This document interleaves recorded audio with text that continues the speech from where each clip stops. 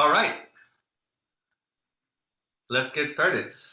I am so excited to be here with Minnow Park, who is a creative business coach, and he's also my creative business coach. And I'm really excited to share kind of insight from my end as well as Minnow's about what it is to be a creative business coach and how it can help a creative person who's also running their own creative business, especially succeed. So I would think that we would start with Minnow. Can you give us a little description of what a creative business coach is and what it is that you do? Yeah. So a creative bit like I started doing creative business coaching because I've been a freelancer, which is what all of this was called. Creator and all that was called freelancer back in 2009. And it's just a different name now. But I've been doing it since 2009. And so for the past, decade plus, I've been a photographer as well. And over the pandemic, as everyone's lives sort of shifted and we sort of rethinking about stuff, coaching became a really, it sort of came up in conversations with my own coach, and it's been amazing. And so creative business coaching is sort of my way of helping people work through any challenges or blocks that they're feeling to nurturing that kind of creative practice. And if they want to turn it into a business, that could be part-time or full-time, but just giving someone the tools and the space they need to talk through those things and just spend that time month after month in growing a creative practice that could eventually be a part of their living or part of them doing it professionally. Yeah. Now we have the word creative and we have the word business, which does, in my case, I run a business and I am a Yeah. creative person, and those are Yeah. completely interlinked. Is that the Yeah. case with all of the people that you work with? That's a great question. That's a good question. And I think business coaching is a very specific thing that pops up in your head when you hear business coaching. And the naming of this has been sort of my thorn in my side until Wesley was like, this is what you are. This is what you should call yourself. And I was like, okay, this is what you are to me. So that's what I'm going to call you. But as you can imagine, there's a ton of businesses, right? There's a ton of businesses where people are just really good at creating companies, and they'll find some product and they don't care what that, not that they don't care what that product is, but if it has potential to become a business, they go and build that business. Or now, startups and founders, and there's that business and people build it. It's a very specific group of people who feel like they want to express themselves. They have a craft.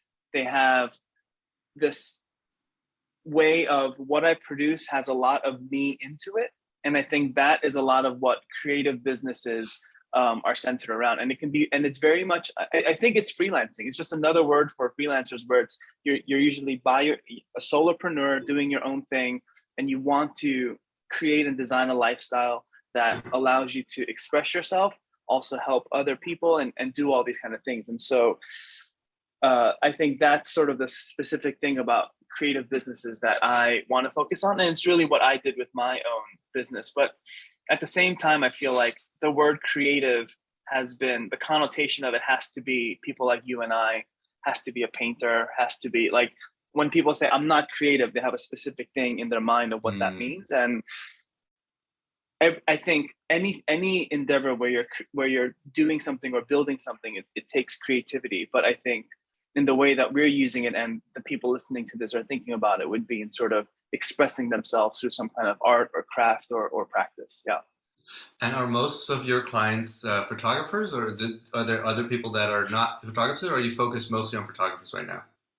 You are, I think, the only photographer that I'm working with in Really? terms of clients. Yeah. I have filmmakers, I have writers, I have designers, but um, it's weird. Even the first couple of people that I started coaching were filmmakers, and I don't really have a lot of photographers reaching out to do creative. This not because I don't want to. It's just I think there's higher level ideas and approaches and thinking about a creative business that has less to do with the craft and has more to do with how you approach the business, right? I think for a person to want to build a business around something or be creative, I don't need to tell them, hey, I think you should compose your photo this way, or you should use this camera or that camera. Like that's what they need to do. It's the other stuff around it that they need coaching and help with. And so I realized it's really versatile in terms of who I'm helping. And I think I like it that way. I don't think if for my personality, if I had 7 people who are photographers or everyone was photographers, I get really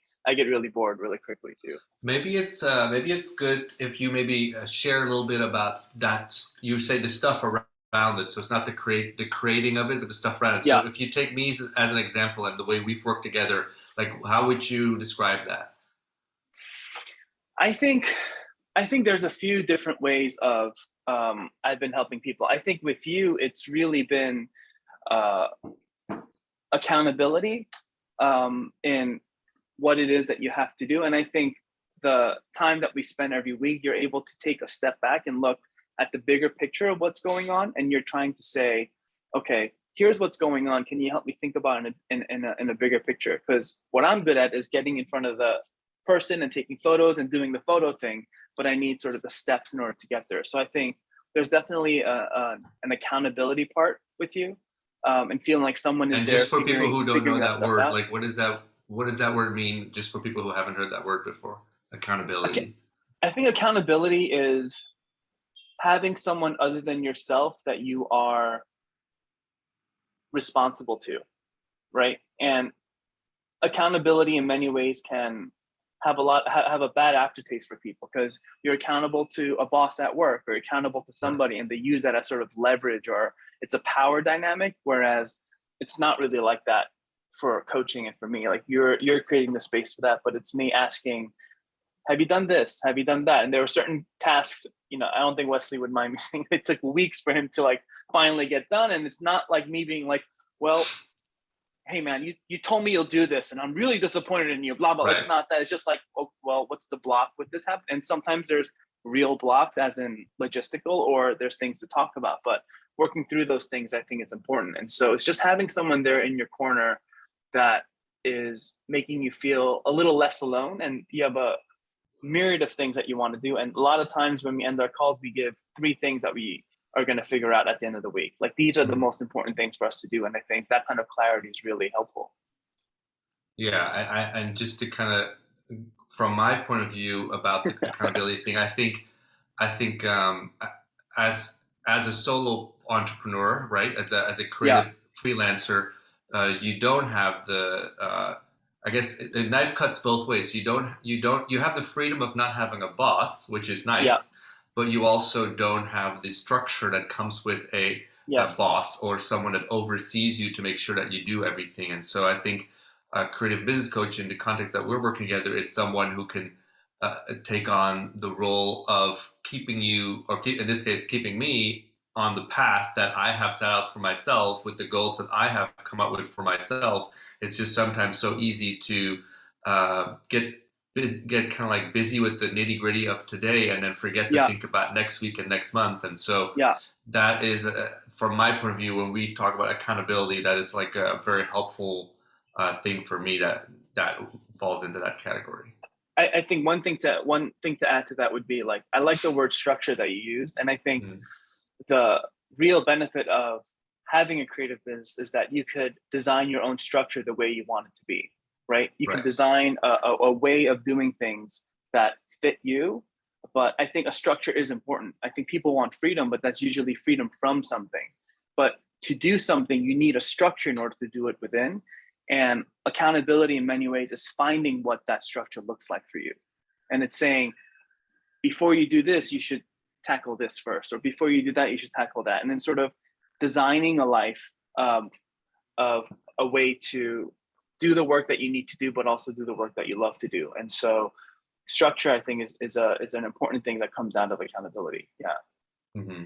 And then I guess for me specifically, also uh, something that gives structure, that provides structure in our conversations is that I might have a big goal, but then we break it down into smaller goals and we kind Yes.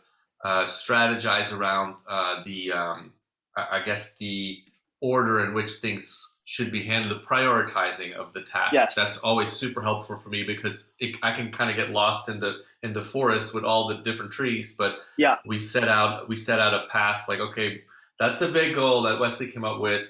Here's some sub goals, but what are the first steps that we need to do now, which can be challenging for me to do on my own. So that's Yeah. another thing that's kind of part of this. we've we've sometimes come up with like email this person, and that's like the list, because that's the thing that kicks off everything else, right? And so you just need that one specific thing. And I think there's other clients that I have who are the reverse, who Huh. are doing so many things, but they don't know how it's all connecting to anything. And they're trying this and doing that, and they're sort of just running around in a circle, doing so many things throughout the day, but feel like they don't know they don't know if they've accomplished anything. They don't see any meaningful progress. And so a lot of that has to do with like, okay, so what are you doing?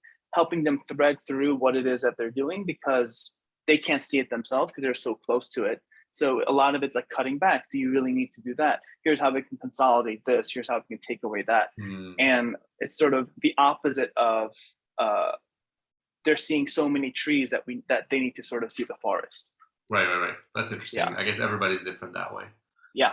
Now you've talked about the idea of nurturing and growing your creative practice, and turn it into a business if that's what the client desires. Which I'm assuming if you're hiring a creative business coach, you probably are trying to either get to the point where you can make a business out of your creativity, or you're already there like myself, but need help keeping it structured. What would you say your take on that is? What does that mean to you, nurturing and growing your creative practice? Yeah, I think by the time people come to me or wanting to invest in coaching, they're wanting to make a go of it, right? They're trying to say, I'm investing in this to see if I really want to make this a business. And they either have a full-time job, or they are a creative and they want to try this other thing. And so they're figuring out how to maneuver and grow the second thing that they're doing. And a lot of times that investment makes sense, because the theory would be you put in some money and then you could earn money and you make back that kind of investment. But there's actually a good third of people who just want to invest in themselves and say, I'm working, I'm doing this, I don't know where this is going, but I'm starting this out. And I just need some accountability or help in nurturing creative practice and getting something going. I want to do something, I don't know what it is. I have 8 ideas, but in essence, they're just too scared or fearful, or they feel like an imposter or something that makes them feel like they can't pursue it. And so, yeah, I don't think I start my calls or saying like, you hire me and in 6 months you'll make X amount of money, and so let's work together kind of thing. But it's usually it leads to that, because if you're doing something that's great and valuable, people want to hire you to do it, or people want to support you to do it. But getting to that place and navigating to that can feel really murky. And I think nurturing a creative practice has a lot to do with that. Figuring out, I like the word nurture, because it's care and it's time and it's sort of winding path. It's not this 1, 2, 3, 4 formula, but it takes a lot of personal care and specific care for it to grow. And it could be something that earns business or not, but usually having the creative practice itself is satisfying enough for a lot of people. Yeah. And the creative practice is merely a recurring dedication to doing the creative work that you do. In my case, photography, sometimes filmmaking, sometimes painting, writing, whatever. Yeah. So to get, would you say that it's always everybody's goal to get better at it by nurturing the creative practice? I think there's a sense of a creative practice where the act of doing it and getting better at it is the reward in and of itself. And I think a creative practice, a creative business, the point at which it's the most optimal, or the point at which magic happens, is you enjoy doing it, and you do it if no one paid you, or but then someone's like, hey, can you do this for X? And you're like, really? You just like, I literally feel like I'm getting paid to have really good conversations. That's what coaching feels like to me, that I've done this and I've figured that out, and it's something I love, and it gives me so much life, and people are willing to pay me to do that. Like, that's how lucky and dumbfounded I feel at times. And I think the right place for people to feel that way is, I think there's a magic when you feel that way, because you're not in sort of the scarcity, like, can this happen? Can this not? There's a lot of abundance and possibility. And I think that's something I'm really encouraged and inspired with you about, where you're like, if I just keep going along and I find what's interesting, something's going to happen down the road. And I think you've approached a lot of your business and your life, and your work until now that way, and it's really that's something I'm really encouraged with you about. But I think that kind of creative practice, it has to begin with, what do I really want to do, and do I even enjoy doing it and growing it, right? Because Right. if you start with like, oh, I want to do this because this person's doing this and they're making that much, I'm going to do this creative practice. It doesn't last. Like, you can't do the hours and hours and years of nurturing that you need to do to get really great at something. Right. To go back for a second to the person that you described, like who would have the opposite of my situation, where they are more like busy with everything, but they're not sure what it's adding up to. Yeah, Would goal setting be something that you do, like longer term goal setting, be something that you do with that kind of client? that's a great question. And I think even for me, when I started coaching, a lot of ways was, and you read anything about productivity or something, you hear about goal setting, right? Like SMART goals: specific, measurable, actionable, like reachable, time bound. Like, there's a whole thing around it. But I'm of the mind, and I've actually learned this from you too, seeing how you work, is it's much better in some ways to create a project that you want to start and finish, that Mm, aligns to something you want to do, as opposed to, in 6 months I need to get there and I want to do something. I think as creatives and people who want to put things out there, we work in projects. A book on notice, this kind of thing or sure. that kind of thing. And I think those projects are short term enough that you see an end to what that looks like. You get lost in it enough that you grow and you're iterating. And so I would say to the person who's busy all the time, like, how are all these things adding up to something that you could ship and put out there into the world, or express, or what you're doing? And so I've been thinking a lot more in terms of those projects. I think overall goals are great, just to give an idea of where you want to be, right? And sort of something to reach for, and giving you a vision of what you want to do. I want to make $100,000 this year. Like, that's a Hmm. great vision, and it should sort of excite you, but it doesn't help somebody align priorities. And I think thinking of things in projects, I think, is a lot more helpful, if that makes sense. Yeah, and I guess with like your clients who are filmmakers, it would be a short film that they're working on, Yes. or a production, or whatever. Yeah. Or like, make a reel, right? Like, let's put a Right. reel together. And that's not this long-term goal, but it's like, okay, I'm going to put everything together to figure out uh, what kind of look and feel I want to put out there. That's a great project to have. And we can Right. talk through, what do you want to put into it? What do you don't want to put into it? And in that making of a reel, or that small project, you're talking about all the other things that go into it, and making a creative business. And when you say real, just for clarity, that's like the equivalent to a portfolio for a filmmaker. Yes. We're not talking about Yes. an Instagram reel. Unfortunately, that's now taken over that word. That's right. You can put it on um, an Instagram reel, I guess. But yeah, yeah, it's a portfolio for a filmmaker or something. Yeah. yeah. You already mentioned earlier that people that you work with, like when they come to you, they have run into some blocks, right? So Yeah. there can be all kinds of blocks. They can be creative blocks, like writer's blocks for a writer, or it could Yeah. be practical or logistics. Are there maybe like three of the more common blocks that you see in your work and that you help Yeah. people with? Yeah. And I think we touched upon the first one about accountability and feeling lonely. Hmm. I think once you start doing a creative practice, you can look around and feel like no one else is doing this around me. Like, who can I talk to this about? Because your good friends or people, like, they may not have that interest with you. And you have to sort of go out and find community of people who are doing that, which is a lot of why I think people probably read your newsletter and do that, because they can sort of feel that um, Mm, community with you and the people that are reading it. But that feeling lonely and accountability is one of the biggest things, where you feel like, what's the point? No one's doing this. What's the point? That what's the point feeling is, I think, a really big block for people to feel. Another one, and something that a lot of people talk about, is imposter syndrome. Like, I remember photographing my first shoot, my first wedding, it's just like, do these people understand that I don't know what I'm doing, or I feel like I don't know what I'm doing? And you spend 8 hours, doing photos, and you're like, I got nothing. I literally think in my head, I got nothing. There's nothing usable in this thing. I am a fraud. And then I go back and look at it. I'm like, oh, I'm not a fraud. I guess I got some good picture. But that, for the first year or two, that's what I felt every time. Like, someone's gonna, show me up, and they're gonna rat me out. But I've learn to lean into that feeling of an imposter, because if you are doing something that is new and interesting and you've never done before, you are an imposter. You've never done it before. So you are fraudulent. If you're never made a photo book, but you're going to make one, like it's a new thing you're doing. And so, of course, you're sort of an imposter in doing it, but leaning into that and saying it is new and it is a first thing to do. And that's why this is important, I think, is a Mm, really interesting way of reframing and working through that feeling of being an imposter, as opposed to, well, I should never make that book and stick with what I know because I know what it is that I'm doing.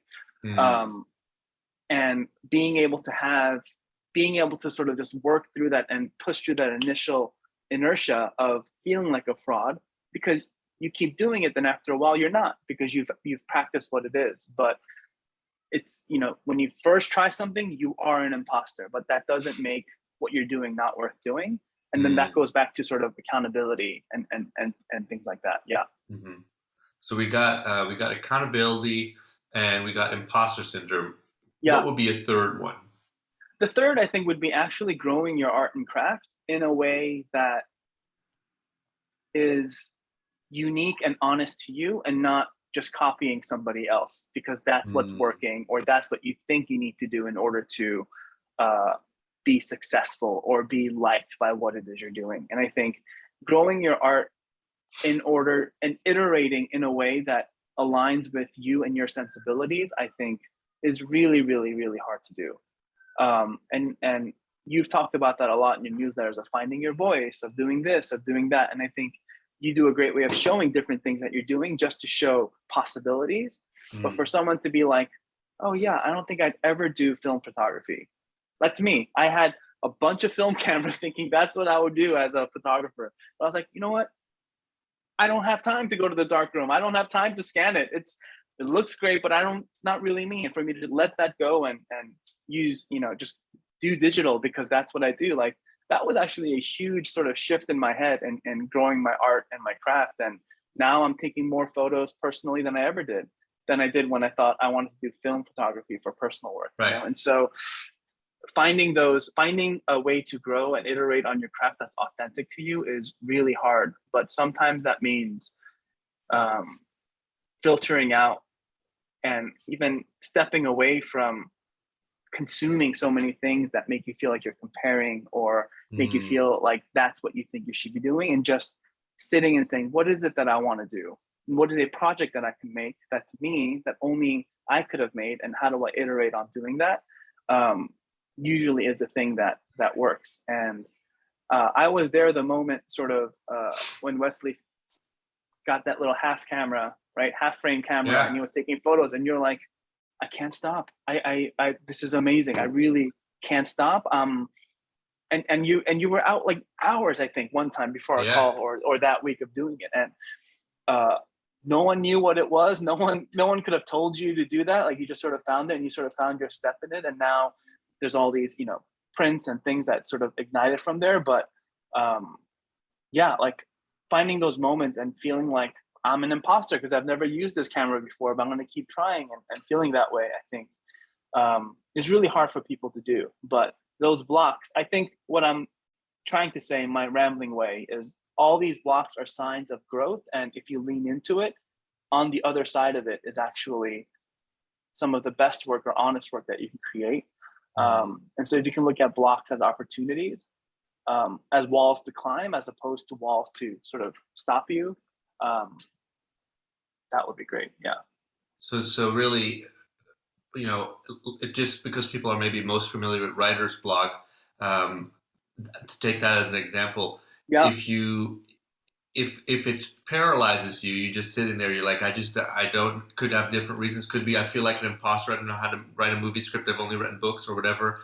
It Yeah. could be that you're doing a genre that you're not used to, which is more like Mm-hmm. I need to grow my craft. But you could let it stop you, is what you're saying, or you could lean into it and say, I'm going to go right through or around or under or over this block, and what's on the other side is um, a more grown, a more mature version of myself, creatively speaking. Yeah, I think that's exactly it. And I think when you feel writer's block, you feel lonely. You feel like I'm the only person, I'm the crappiest writer in the world, and there's no one else crappier than me. And I'm the only person here. But maybe it's getting on a call with a friend or reading your writing to somebody else or a creative business coach or whatever it is. But having somewhere to be like, hey, you're doing great. I think this stuff is great, and you're not alone. Sometimes is also helpful, and that's the accountability piece of it, right? Hmm. And so, Hmm. yeah.